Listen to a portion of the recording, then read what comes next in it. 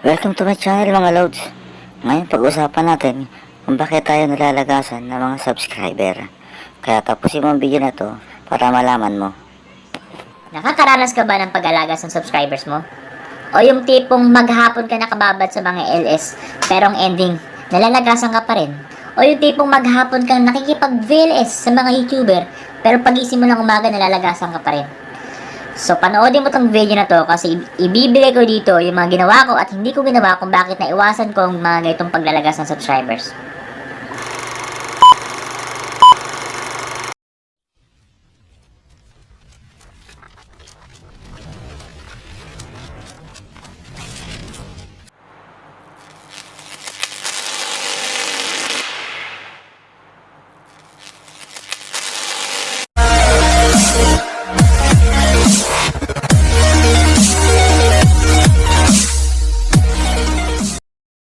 Unang-unang dahilan at dapat mong gawin is, actually meron kasing rules talaga sa YouTube kapag nagbibigay ng subscriptions, which is kailangan mo munang manood ng video ng isang YouTube channel bago mo ibigay yung subscription mo. Pero ang ginagawa kasi ng iba is sinasubscribe nila at saka nila pinanonood, which is i-invalid yung subscription na ibinibigay nyo. So, ang kailangan nyo gawin guys, manood muna kayo ng video, 2 to 3 minutes, tsaka nyo siya ilalike at subscribe para hindi ma-invalid yung ibibigay yung subscriptions. So, kasi minsan ang iba, ang ginagawa ng iba is sila subscribe, like, okay na, lalabas na agad sa isang channel para lang maibigay yung which is okay siya dahil nabibigay mo immediately yung subscription na gusto niya makuha. Pero after 24 hours o after an hour, mawawala na agad yun. Tatanggalin na agad YouTube kasi that because i-invalid yung binibigay yung subscriptions. So make sure guys, panoodin mo muna isang video, tsaka ka mag-like at mag-subscribe. Pangalawang dahilan at dapat mong iwasan is yung pagbibigay ng comment.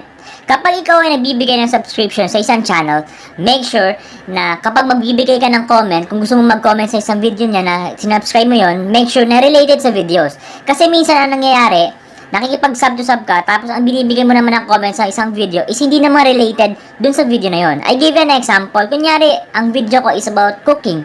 So, ang binigay mong comment dun is, wow, you're so very handsome. Wow, you're so cute. So, anong related dun sa video na yon? Diba? Napakalayo. Kaya minsan, yung mga ganyang comment talaga guys, is na i-spam. So, once na ma-spam ang isang comment mo na yan at ibinigay mo yung subscription mo at nag-comment ka ng spam, automatically, mai-invalid yan siya. So, make sure guys, kapag magbibigay kayo ng comment sa isang video, especially kapag nag-subscribe kayo tapos nanghingi ng comment, especially, wag talaga kayo magbibigay ng mga spam comment na hindi naman related sa video. Kasi alam nyo kung bakit? Kasi later on, kapag mag-a-apply kayo ng monetizations, nakita ni YouTube yung maraming spam na comment sa mga video nyo, automatically, mai-invalid yan at minsan hindi pa kayo marireject pa yung pag-apply nyo ng monetization. So make sure mahalaga talaga yung mga comment na ibinibigay natin. So make sure dapat related talaga sa pinaka-video na ibibigay nyo na comment. Pangatlo guys, ito yung tinatawag na pagbibigay ng subscription gamit yung dummy account. Ano ba yung dummy account na tinatawag guys? Ito yung pangalawang channel mo, pangalawang account mo na ginagamit mo pang subscribe sa mga channel, which is yung ibang YouTuber, pareha sa akin po, meron din po akong dummy account pero isa lang, pero ginagawa ko siyang active.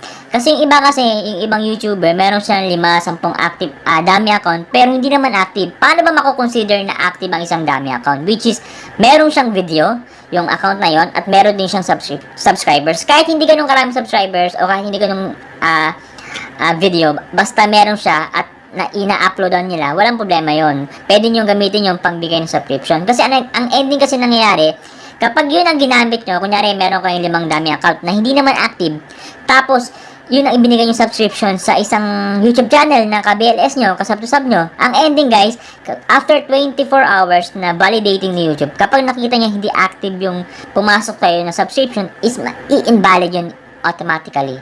Minsan, minsan kunwari 5 ang na-receive mong dummy account, minsan dinadoble pa nga yung bawas ng YouTube. So, make sure guys, kapag makikipag-sub-to-sub kayo at makikipag-VLS kayo sa mga YouTuber, make sure na yung pinaka-active account ang ibibigay sa inyo. Pang-apat na dahilan guys, ito yung pagbibigay ng subscriptions. Kasi minsan, sa mga beginners na pareha sa akin, nowadays nakikita ko kasi na minsan may mga beginners talaga na minsan nagbababad o nagbababad sa mga BLS at live stream, minsan sa isang araw nagbibigay sila ng subscriptions na inaabot pa minsan ng hundreds, which is hindi talaga siya healthy.